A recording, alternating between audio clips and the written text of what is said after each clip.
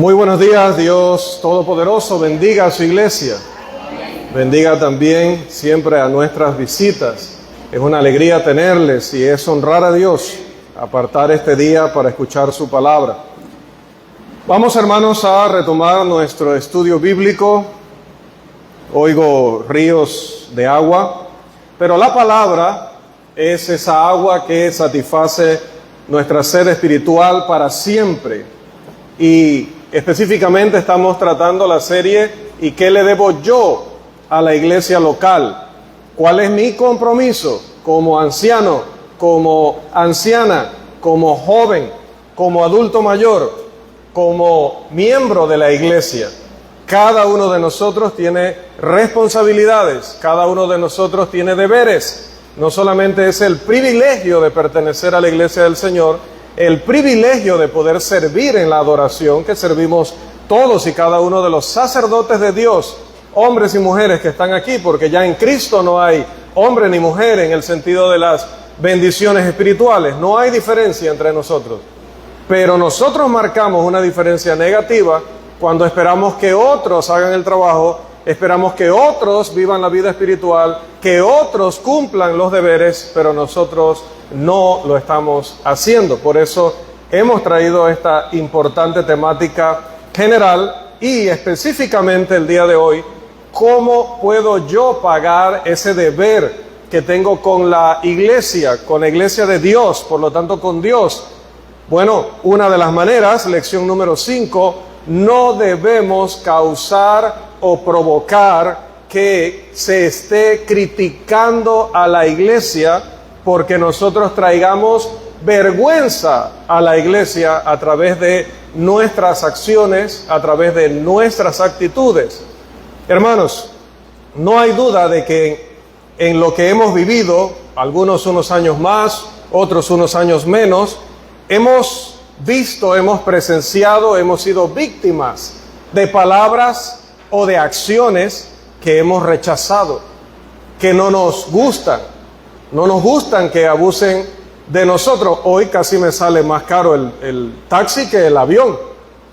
Y generalmente no reclamo, pero llega el momento en que algunas cosas son desagradables por la actitud con la que las personas la hacen. Y nosotros en general entendemos eso. No nos gusta que nos estafen, no nos gusta que nos utilicen, no nos gusta que nos maltraten. Preguntaba al hermano en la clase, hermano, y si yo tengo un negocio, ¿cómo debo tratar a mis clientes? Bueno, debo tratar a mis clientes como yo quiero ser tratado cuando yo asista al negocio de otro. Es sencillo, solo me pregunto, ¿cómo quiero que me hablen? ¿Cómo quiero que me expliquen? Si yo tengo un reclamo, ¿cómo quiero que reciban mi reclamo? ¿Cómo quiero que me ayuden con mi reclamo? Etcétera. No queremos ser maltratados, no queremos ser insultados, no queremos ser ofendidos. Eso en general pasa en una tienda donde vamos a comprar, en una institución educativa, en nuestro ambiente laboral o incluso en un equipo deportivo. Pero lo que debemos reconocer, hermanos, es que cada uno de nosotros también muchas veces es culpable de actuar de una manera que provoque rechazo en los demás, que provoque decepción en los demás, o que provoque una impresión que lleve a las personas a hacer entonces un señalamiento que no solamente nos va a incluir a nosotros, que si solamente particularizaran y dijeran, mira qué mal lo que ha dicho o lo que está haciendo Paula Díaz, qué mal lo que ha dicho, lo que está haciendo Edilma Montilla, qué mal lo que está haciendo Misael Vázquez, pero es que no lo particularizan, siempre van a decir, y eso que va a la iglesia. Y así están aprendiendo Biblia. Y generalmente eso va con un colofón que es, por eso es que yo no voy. Ciertamente estas personas no están justificados en llegar a esa última conclusión. Pero si nosotros hemos sido tropiezo para que aún reforcemos más su deseo de no venir, de no estar, de no creer, hermanos, también llevaremos una gran responsabilidad. Vamos a entrar entonces, hermanos, porque el tiempo avanza como avanza, al cuerpo de nuestra lección y vamos al punto número 1. La naturaleza social de la existencia del hombre en la tierra. ¿Recuerda Juan 17:15? Jesús dice, no los saques del mundo. Simplemente te pido que los guardes del maligno. Pero dice, no es necesario sacar a los cristianos del mundo. ¿Recuerdan 1 Corintios 5, 9 y 10? Dice Pablo, cuando les pedí que se apartaran de los fornicarios, de los adúlteros, de los idólatras, de los avaros, no me estaba refiriendo a las personas en el mundo, porque si hubiera que apartarse de cada persona que practica este tipo de cosas, dice que ¿qué nos tocaría? Nos tocaría salir del mundo.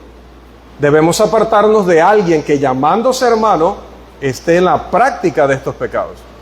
Pero nuevamente nos recalca, tenemos que relacionarnos con estas personas, si no, ¿cómo les predicamos el Evangelio? ¿Cómo podemos ser luz y ejemplo entre ellos?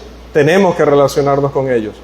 Recuerda también 1 Corintios 10, 25 al 33, otra vez el apóstol habla acerca de nuestra relación con otras personas, el impacto que tenemos con otras personas. Porque, hermanos, aunque la mayoría de nosotros, no todos, aquí tenemos por lo menos un ejemplo de que no siempre, pero la mayoría de nosotros nació solo, excepto mis tías, ¿verdad? Creo. Pero la mayoría nació solo. Sin embargo, no, y probablemente moriremos solos, a menos que muramos en un viaje. Seguramente alguien más nos acompañaría o una tragedia muy grande. Pero generalmente morimos solos e iremos al ataúd solos. Pero entre un punto y el otro de esa soledad estaremos rodeados de personas. Y la Biblia nos enseña a conducirnos en medio de esta generación, a la que podemos considerar, como Él lo hizo, torcida y perversa, pero en medio, mire, en medio de la cual tenemos que brillar como lumbreras, en medio de la más densa oscuridad. O 1 Corintios 15, 33, recuerda ese texto, dice que las malas conversaciones corrompen las buenas costumbres. La Biblia de las Américas dice las malas compañías corrompen las buenas costumbres. Compañías, somos seres sociales por naturaleza. De hecho, nuestro Señor Jesús tuvo una vida social, es decir, vivió en medio de una sociedad y participó en ella. Dice Lucas 2:52 que Él crecía en sabiduría y en gracia para con Dios, pero también para con los hombres. A medida que iba desarrollándose, a medida que iba creciendo, iba relacionándose, dándose a conocer, y era estimado, era respetado, era querido en su comunidad. 2:1 al 11 de Juan, ya pasamos en el sermón por allí, es invitado ¿dónde? Y mire que usted va a invitar a su boda, ¿a quiénes? Usted va a invitar a sus familiares, o tiene que llevarlos, va a invitar a sus amigos, va a invitar a las personas que fueron clave o importante en el camino de su noviazgo, de su relación, para que estén con usted. Pues dice la Escritura en Juan 2 que Jesús y sus discípulos fueron invitados ¿a qué? ¿Recuerdan? A una boda. No sé ni para qué les pregunté si ya les dije que estaba hablando de bodas. Una pequeña desconexión. Hermanos, nadie hubiera invitado a Jesús a su boda si Jesús fuera como lo describen o lo pintan a veces, como una persona así, un ermitaño, todo misterioso, que se movía casi sobre el suelo, que siempre andaba enojado. Un día la mamá lo vino a buscar y le dijo, no tengo nada que hablar con ella, estoy hablando con la gente aquí. Lo pintan así, lo describen así, porque no comprenden. Estudiar la Biblia, hermanos, no es como leer una revista. Pero Jesús no era así. Jesús era tan agradable, Jesús era tan querido y respetado como ser humano en general, porque hasta allí no había hecho señales y no había estado predicando el Sermón del Monte, Mateo 5, 6 y 7. Pero la gente lo consideró para participar en una celebración como una boda. Tenía una vida social. En 19, 1 al 10 de Lucas, Tenemos también que va de camino y una persona que quería verlo, pero debido a temas de estatura no podía verlo, tuvo que subirse a un árbol que era de guayabo, de naranjo, un sicómoro. Y ese hombre se llamaba Zaqueo. Y ese hombre se dedicaba a cobrar impuestos. Y a los judíos eso les encantaba. Detestaban el impuesto, pero más si era judío, mucho más. Así que Jesús era amado, era seguido, era respetado, era admirado, pero Zaqueo era odiado, despreciado. Pero, ¿qué dijo Jesús cuando lo vio allá arriba? Le dijo: baja rápido, que hoy voy a estar en tu casa. El hombre que no tenía amigos, el hombre al que solo lo visitarían otros recaudadores de impuestos y soldados romanos, ahora tendría al maestro por excelencia, al maestro de maestros en su casa. Y esto trajo críticas al Señor. De hecho, quienes vieron que entró allí comenzaron a criticarle y decir: mira, este hombre se relaciona con este tipo de personas. La respuesta del Señor, ¿recuerdan cuál es? Versículo 10. Me imagino que ya están allí en Lucas 19, 10, o si se lo saben de memoria, hoy sí pueden decirlo de memoria si desean. ¿Qué dice Lucas 19, 10?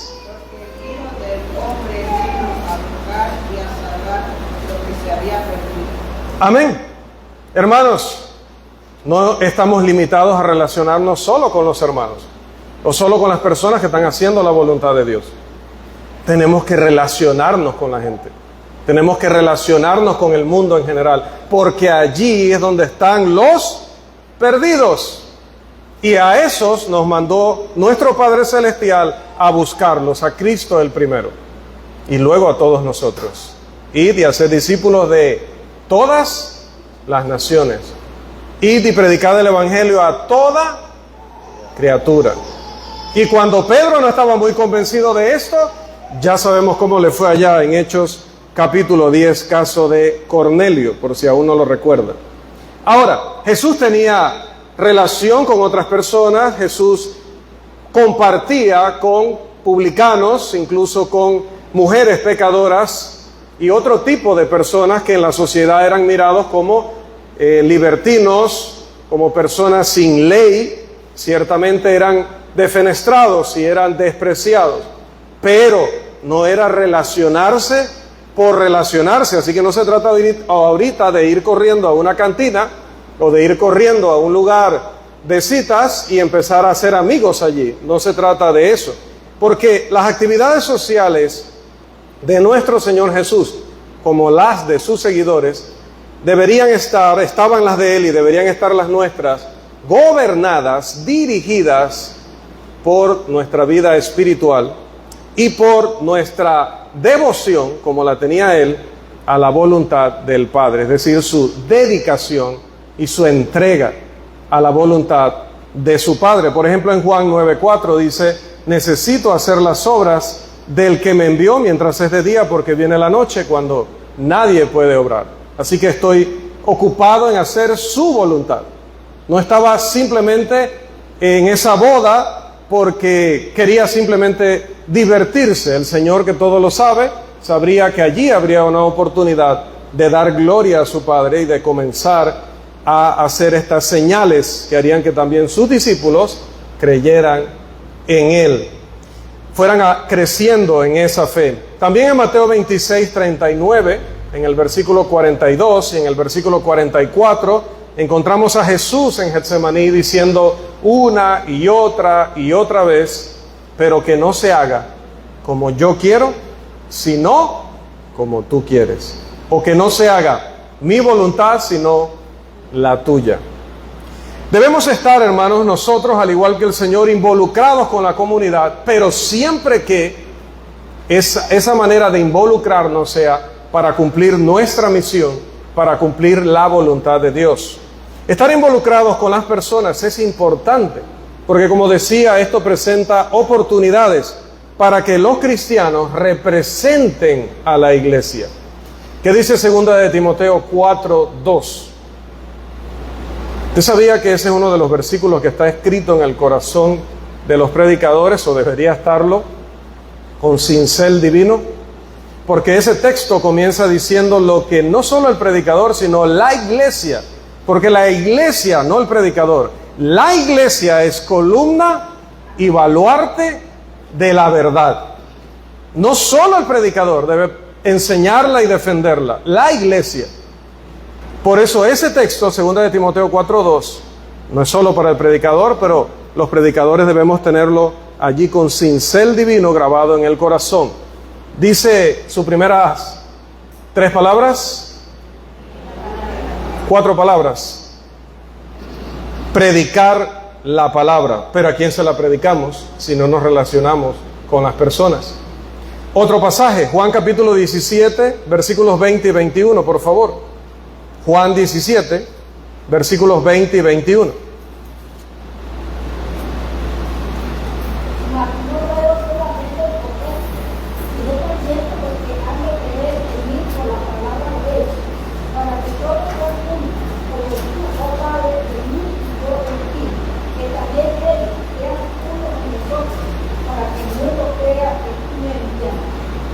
Amén. Dice, los que van a creer en mí por la palabra de ellos. Hermanos, ¿será que a veces estamos esperando que la gente abra la Biblia y entiendan por sí solos el plan de salvación y se acerquen a la iglesia? A veces tenemos casos. Aquí tenemos un caso maravilloso. El hermano Adrián. El hermano Adrián buscó el reino de Dios y su justicia.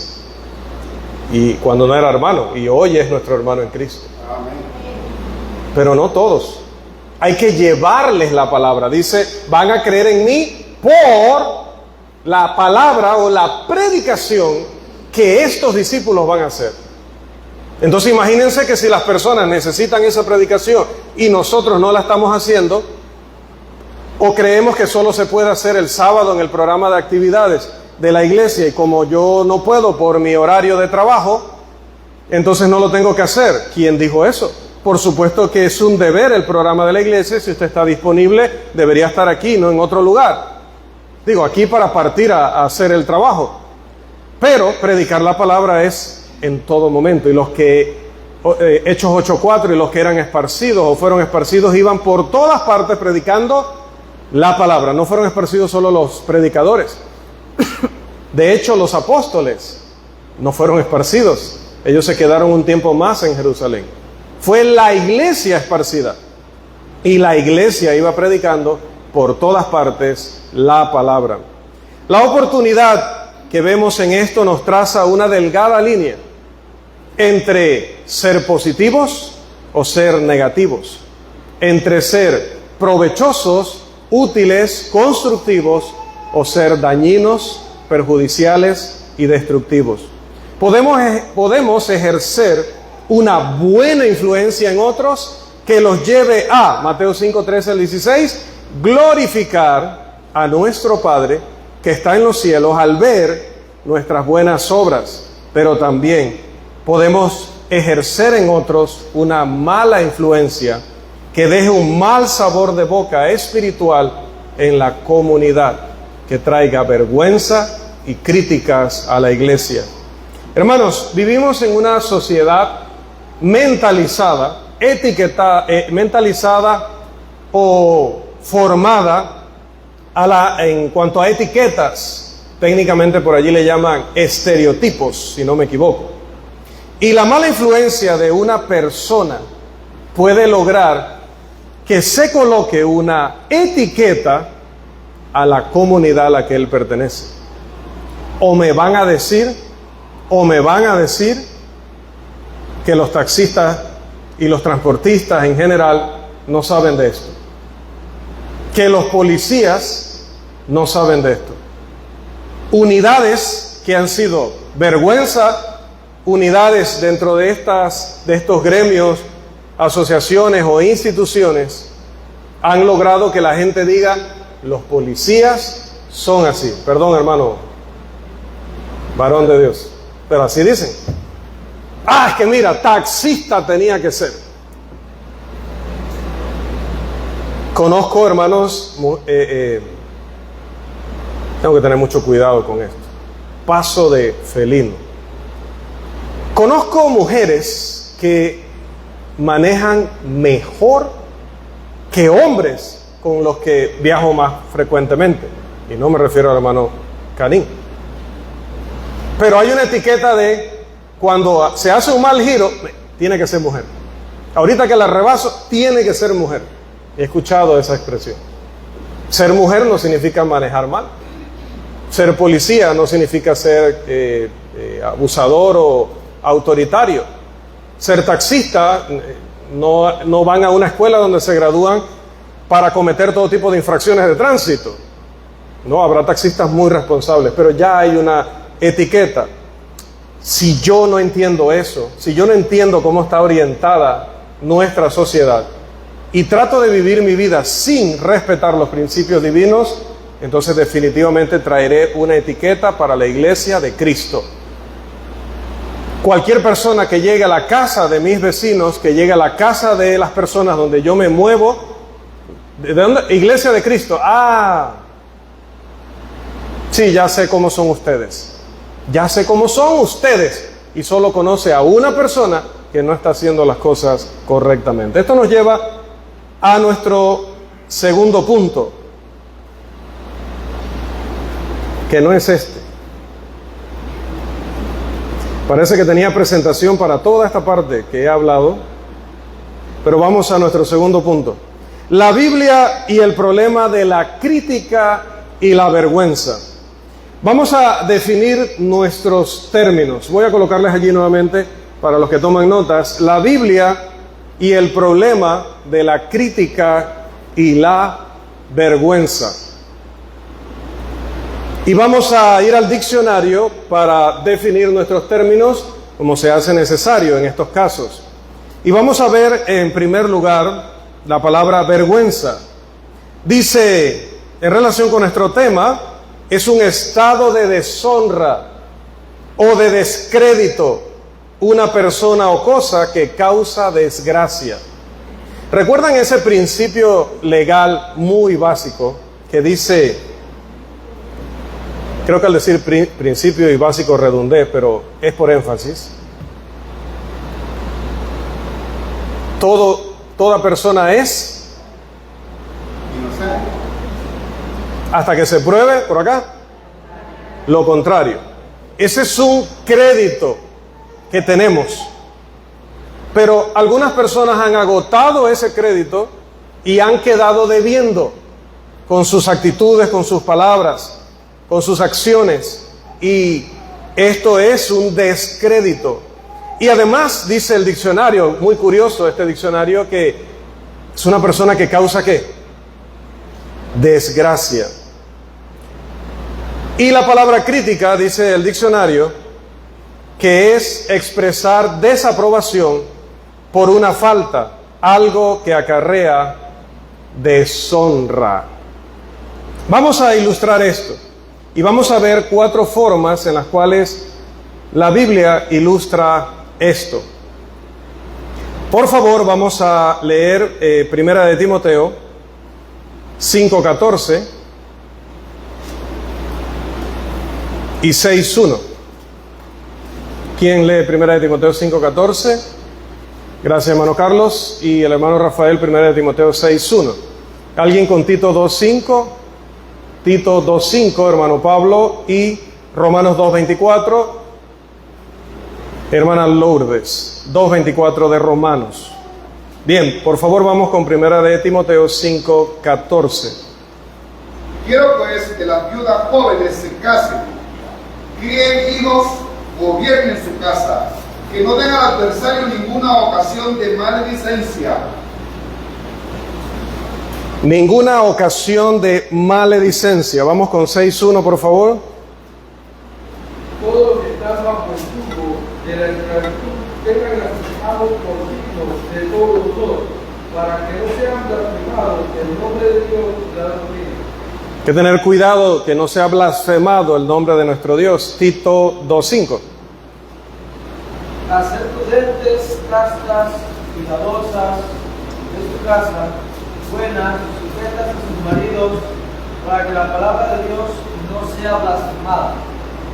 Ahora dice la palabra de Dios, que es lo mismo. Si se blasfema de la palabra, se blasfema del Dios de la palabra.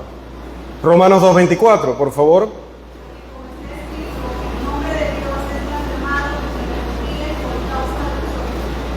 ¿Qué es blasfemar? ¿Qué es blasfemar? Hablar en contra, hablar con impiedad, hablar mal de. La Biblia, hermanos, habla de que las vidas de los hombres y mujeres pueden dar motivo a la crítica y a la vergüenza cuando no son lo que deberían ser, ni hacen lo que deberían hacer o lo que es bueno, lo que es correcto. ¿Recuerdan para qué es la Biblia? Para que el hombre de Dios sea perfecto, enteramente preparado para toda buena obra. Así que el bien hacer depende de que aprendamos el contenido de la palabra. Tenemos que aprenderlo primero, pero es que siempre estamos aprendiéndolo. Pero ¿terminamos de aprender o somos como aquellas viudas jóvenes que no terminan de aprender? 1 Timoteo 5. Creo que nosotros terminamos de aprender. Estamos aprendiendo y terminamos de aprender lo que debemos. Pero entonces, si lo hemos terminado de aprender, lo tenemos claro, lo podríamos recitar, lo practicamos, somos ejemplo de ello. Dice 2 de Pedro 2:2 que el camino de la verdad será blasfemado por aquellos que enseñen error, enseñen herejía. Ellos también traen vergüenza y crítica a la iglesia, por lo que yo debo procurar estar estudiando, estar leyendo, encomendarme a Dios, pedir sabiduría de Dios para que cuando hable de la Escritura a los perdidos o hable de la Escritura desde el púlpito o en el salón de niños o en el salón de jóvenes recién convertidos, donde quiera que yo comparta la palabra, lo haga con verdad, porque si los desvío también estaré trayendo blasfemia contra Dios, porque es contra la verdad. Dice aquí en este contexto que las disoluciones son parte de la vida de estos herejes, sobre todo en el momento que escribía el apóstol Pedro. Eran personas que predicaban doctrinas que exaltaban la inmoralidad, donde ellos podían vivir de cualquier manera que quisieran. Y les dice, esas disoluciones o esas maneras lascivas o esa sensualidad, como traduce la versión, la Biblia de las Américas, ¿qué va a traer para la iglesia? Va a traer vergüenza. Pero solo los falsos maestros de 2 de Pedro 2 se involucraban en libertinaje, o podemos hacerlo nosotros también hoy. Solo ellos se involucraban en lascivia.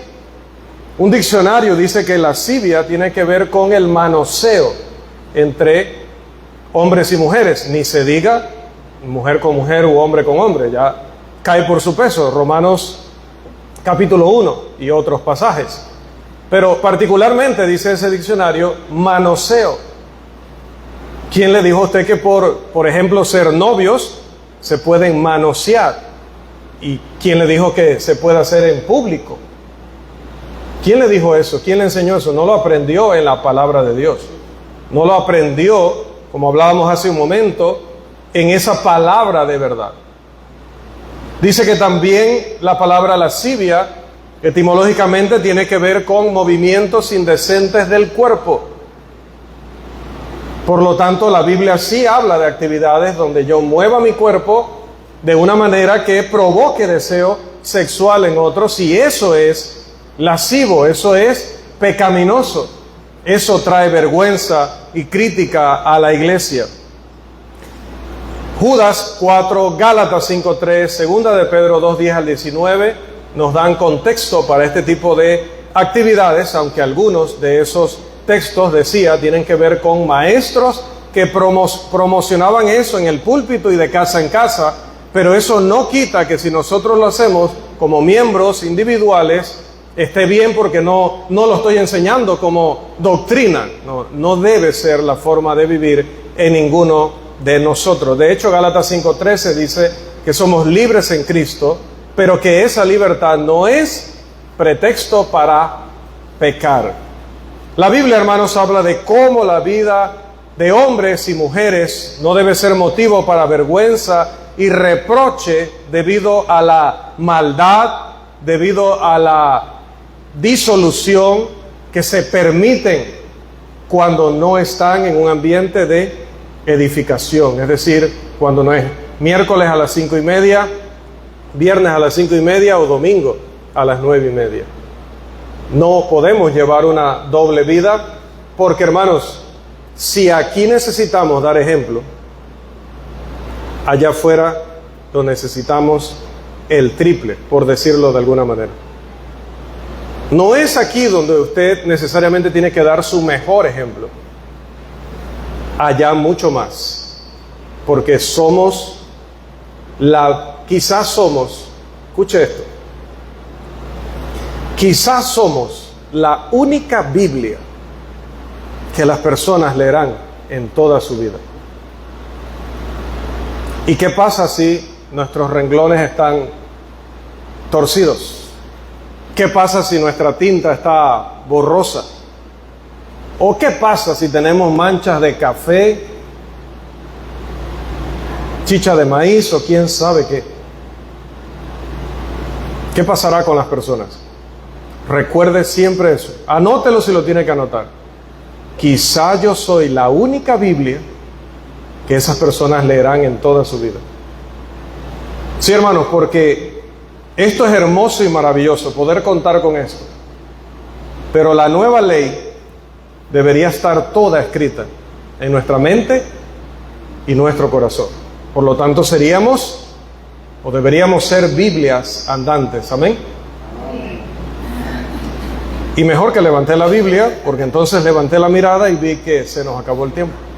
Que el Señor nos siga bendiciendo, amados hermanos, y que en todo lo que hagamos y digamos, antes de decirlo y antes de hacerlo, pensemos en las consecuencias que eso traerá, no solo para nosotros, sino para la iglesia del Señor. Que Dios nos siga bendiciendo abundantemente.